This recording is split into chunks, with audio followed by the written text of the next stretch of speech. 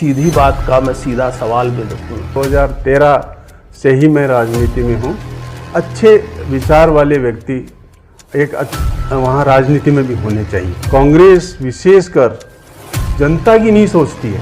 जातिवाद तो मैं देखता हूं कि जितना कांग्रेस में उतना आपकी पार्टी में नजर आता है। सबसे बड़ा जो वोट बैंक है बीजेपी में वो कुमावत। अगर स्थानीय उम्मीदवार को टिकट दिया जाता है तो बहुत बड़े मार्जिन से ये सीट निकाली जा सकती है। 2023 में क्या डॉक्टर खेताराम को विधानसभा के भाजपा की टिकट पर एक उम्मीदवार या एक दावेदारी करते हुए नजर देखा जा सकता है? डॉक्टर साहब, सीधी बात का मैं सीधा सवाल भी देखूं तो गले में मैं भाजपा का एक भगवा और दुपट्टा, कहते हैं कि जब दुपट्टा किसी डॉक्टर के गले में हो तो राजनीति इशारा कर रहा है। क्या सीधी बात में यही बात है कि अब राजनीति का जो राह है वो चुन ली है? बिल्कुल चुन ली है, और ये आज से नहीं चुन ली है। 2013 से ही मैं राजनीति में हूँ और संगठन में काम करता रहा हूँ, इसलिए ये तो चुना हुआ ही है। पूर्व में बात करता हूँ, पिछले चुनाव पर नजर डाले तो जो भाजपा के उम्मीदवार थे वो कहते हैं कि उनके हमेशा इर्द गिर्द ही आप नजर आते थे। तो क्या राजनीतिक इच्छा शक्ति वहीं से आ गई कि नहीं अब तो हम भी उसी डगर पर चलना है? इच्छा शक्ति की बात नहीं है, बात यह है कि अच्छे विचार वाले व्यक्ति वहाँ राजनीति में भी होने चाहिए। 2013 में भी मैंने प्रयास किया था, लेकिन बाद में हरीश जी को यहाँ से टिकट दी थी तो हरीश जी ने चुनाव लड़ा था। हरीश जी का हमने सहयोग किया। 2018 में फिर उनको टिकट दी तो हमने उनका सहयोग किया। इस बीच में हरीश जी जब यहाँ रहते थे तो उनके साथ ही रहते थे। तो इच्छा शक्ति तो यहाँ के विकास के लिए और एक अच्छे विचारों को प्रसारित करने के लिए, जनता को सुख सुविधा पहुँचाने के लिए है। क्योंकि आज की राजनीति में कांग्रेस विशेषकर जनता की नहीं सोचती है, वो खुद कुर्सी पर बने रहना चाहती है, जनता को सुविधा मिले। अगर मैं दातारामगढ़ को देखूं तो जिस कांग्रेस की आबार जीतती आ रही है, जब लगातार कोई चीज जीतती है तो जनतंत्र में जनता का सपोर्ट है, क्या इस बात को नकारोगे? जनता का सपोर्ट है, लेकिन वो क्या है जातिगत आधार पर जीतते हैं। लेकिन बाकी जो है ना, सब जातियां इकट्ठी होकर उनका मुकाबला करें तो वो नहीं जीत पाएंगे। नहीं, जातिवाद तो मैं देखता हूं कि जितना कांग्रेस में उतना आपकी पार्टी में नजर आता है। जिस जाति से जो जीतता है वही यहाँ पर भाजपा ने है। एक जाट उम्मीदवार को टिकट दिया था, वो हार गए थे। कांग्रेस केवल एक दो जातियों के आधार पर ही चलने वाली पार्टी है, जबकि भारतीय जनता पार्टी 36 कौम को साथ लेकर चलने वाली पार्टी है। हाँ, ये जरूर है कि भाई जीत के लिए जीता हुआ उम्मीदवार अगर आपको चुनना है तो जातिगत फैक्टर हर कोई पार्टी देखती है, क्योंकि सर्वाइवल ऑफ द फिटेस्ट वाली बात है। अगर आप किसी वोट बैंक वाले को नहीं देंगे, अच्छे वोट बैंक वाले को टिकट नहीं देंगे तो वो जीत नहीं पाएगा। लेकिन उसको टिकट देकर भी सब जातियों को साथ लेकर चलती है भारतीय जनता पार्टी। दातारामगढ़ में कुमावत वर्ग के लोग कहते हैं कि अगर भाजपा को जीत दिला सकता है तो वो कुमावत उम्मीदवार या प्रत्याशी ही, में डॉक्टर खेताराम भी एक है। क्या लगता है कि कुमावत वर्ग की राजनीति अब दातारामगढ़ में बिल्कुल साफ संकेत दे दिया है कि उन्हें टिकट चाहिए? देखिए, यहाँ बीजेपी के वोटर्स में ये की दृष्टि से ये कुमावत बाहुल्य क्षेत्र है। जाट वोटर्स ज्यादातर कांग्रेस में है या सीपीआईएम में है, और भारतीय जनता पार्टी में 95% वोटर्स कुमावत हैं, दूसरी जातियां हैं। लेकिन सबसे बड़ा जो वोट बैंक है बीजेपी में वो कुमावत समाज का है। इसलिए कुमावत समाज को टिकट देने से ये सीट निकल सकती है, अच्छी तरह से जीत जाएगी, इसमें कोई दो राय नहीं है। 2 बार हरीश जी ने चुनाव लड़ा, बहुत ही निकट आकर हम रह गए थे, लेकिन वो एक बाहरी उम्मीदवार थे। अगर स्थानीय उम्मीदवार को टिकट दिया जाता है तो बहुत बड़े मार्जिन से ये सीट निकाली जा सकती है। अगर मैं दातारामगढ़ में कुमावत उम्मीदवार के प्रत्याशी की नाम की सूची गिनाऊं तो उसमें से 2, 4, 5, 6, 7 एक नाम आ जाते हैं। उस नाम में से आपका सजेस्ट करना, आपकी प्रोफाइल को पार्टी हाईकमान या केंद्रीय नेतृत्व या भाजपा, प्रदेश भाजपा तय करे, उसके लिए आपकी प्रोफाइल में सबसे मजबूत बात क्या है? मेरी प्रोफाइल में सारी बातें मजबूत है। मैं पार्टी का एक प्रबल समर्थक हूं, पार्टी की विचारधारा को लेकर चलता हूं, एक विकासवादी हूं और मेरे को कोई स्वार्थ नहीं है सिवाय जनता की सेवा करने के अलावा। एक साफ सुथरी छवि वाला और एक योग्य और सक्षम उम्मीदवार हूं और कुमावत समाज से आता हूं, इसलिए जो है ना जीत मेरी सुनिश्चित मैं कर सकता हूं। एक और बात बताइए डॉक्टर साहब, मैं देखता हूं कि एक उम्मीदवार के पीछे एक बड़ी टीम होती है, एक बड़ा संगठन होता है। क्या लगता है कि आज की राजनीति में धन बल है, आपको बड़ा आर्थिक संसाधन है, बड़ी टीम है, मोटा खर्चा है, ये जो चीज़ें हैं वो राजनीति का मायना ही बदल दिया है? आप जैसे जो स्वच्छ राजनीति, सुचिता वाली राजनीति की बात करते हो, तो क्या लगता है कि दोनों में बैलेंस बनाना काफ़ी चुनौती है? भारतीय जनता पार्टी एक कैडर बेस पार्टी है और इसमें हर बूथ पर एक बूथ कमेटी और हर पन्ने का एक पन्ना प्रमुख होता है। इसलिए हमारी टीम जो है ना वो हमेशा बनी हुई रहती है, उसमें कोई कमी नहीं है। और ये चुनाव कैंडिडेट के साथ पार्टी का भी है। धरातल पर बीजेपी का संगठन बेहद लचर नजर आता है, बेहद कमजोर नजर आता है। जितना दावा बीजेपी करती है कि वही पन्ना प्रमुख की बात करती है, शक्ति केंद्रों की बात करती है, मंडल अध्यक्षों की बात करती है, लेकिन मैं जहां तक देखता हूं कि वो उतना विरोध नहीं कर पाती, उतनी विपक्ष की भूमिका नहीं निभा पाती जितना उनको निभाना चाहिए। भारतीय जनता पार्टी की कोई लचर स्ट्रक्चर तो नहीं है, बहुत मजबूत स्ट्रक्चर है और विरोध हम जहां आवश्यक है वहां करते भी हैं, लेकिन हम अनुशासित नागरिक हैं, अनुशासित तरीके से ही विरोध करते हैं।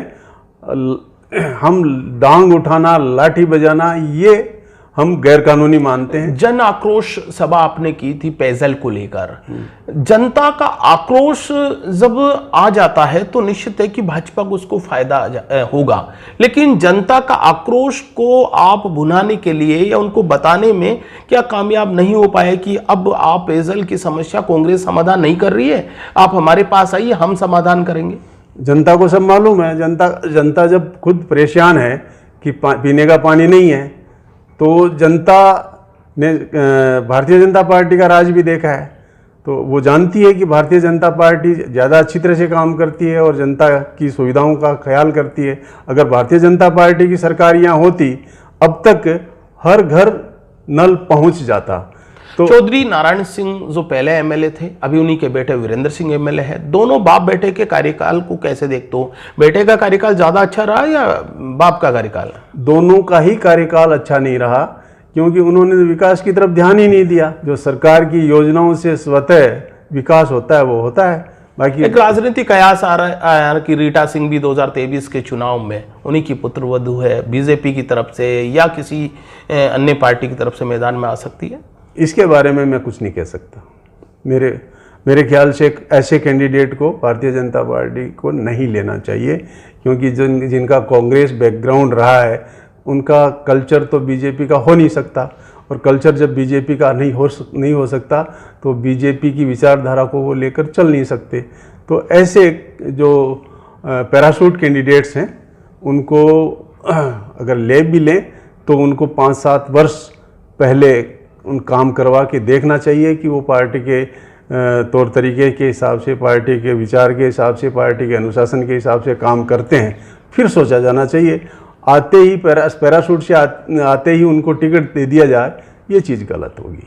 2023 के साथ में जोड़ कर कह रहा हूँ कि आप दातारामगढ़ से स्थानीय हो, कोई बाहरी उम्मीदवार आ जाए जैसे पहले भी आया करता था, तो क्या लगता है कि इस बार है बाहरी बनाम स्थानीय का मुद्दा है और डॉक्टर खेताराम अग्रणी रूप से या आगे आकर ये कहेंगे कि नहीं, इस बार हमें बाहरी नहीं स्थानीय उम्मीदवार चाहिए?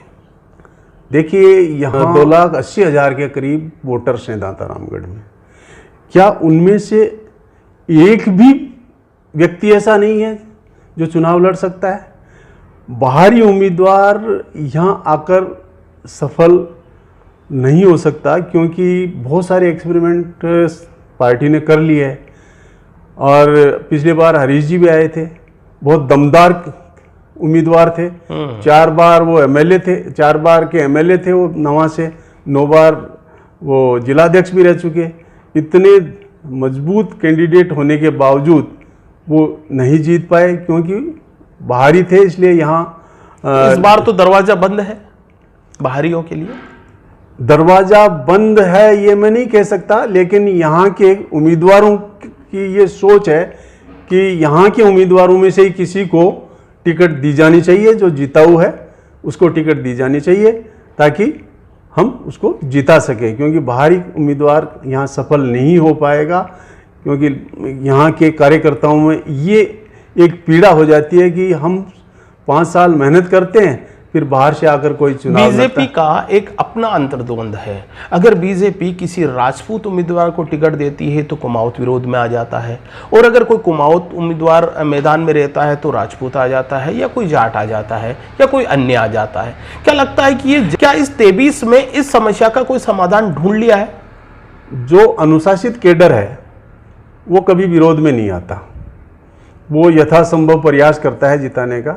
लेकिन कुछ लोग होते हैं जो पार्टी की लाइन के हिसाब से नहीं चलते, अनुशासित नहीं होते, वो विरोध करते हैं। तो वो उनको पार्टी जो है पार्टी को निष्कासित करना चाहिए। मेहरिया एक बड़ा नाम है, पहले बीजेपी में, फिर कांग्रेस में, फिर वापस बीजेपी में। क्या लगता है सुभाष मेहरिया का बीजेपी में आना दाता रामगढ़ की राजनीति भी प्रभावित होगी? इस बारे में मैं कोई कमेंट नहीं कर सकता, क्योंकि वो एक बड़े नेता हैं, और बड़े नेताओं के बारे में मैं एक जो है ना इतना सक्षम नहीं हूं कि उनके बारे में कुछ कहा जाए। वैसे मुझे ये लगता है कि हर किसी का अपना महत्व होता है और प्रभाव होता है। बूंद बूंद से घड़ा भरता है, तो हर बूंद जो है ना घड़े को भरती है। 2023 में क्या डॉक्टर खेताराम को विधानसभा के भाजपा की टिकट पर एक उम्मीदवार या एक दावेदारी करते हुए नजर देखा जा सकता है? मैं तो यही सोचता हूं कि मुझे टिकट मिलेगी, और जो है ना मैं चुनाव जीत के और पार्टी की झोली में ये विधानसभा की सीट डालूंगा। बहुत बहुत धन्यवाद। बहुत बहुत धन्यवाद।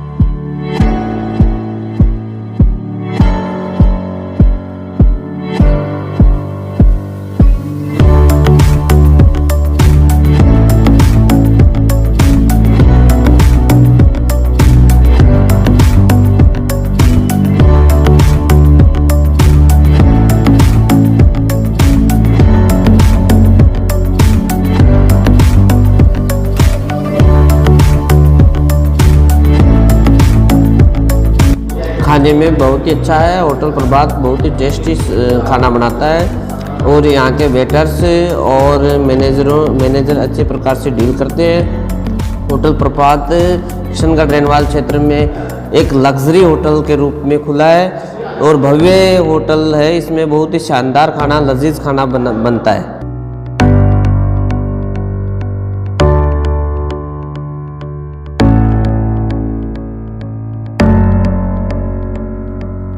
होटल प्रभात एक भव्य होटल खुली है, और इसमें मैं तो अपने फ्रेंड सर्कल के साथ भी 2-4 बार आया हूँ यहाँ पे। तो बहुत ही अच्छे तरीके से गाइड करते हैं, कोऑपरेट करते हैं, और हर प्रकार से खाना स्वादिष्ट बनता है।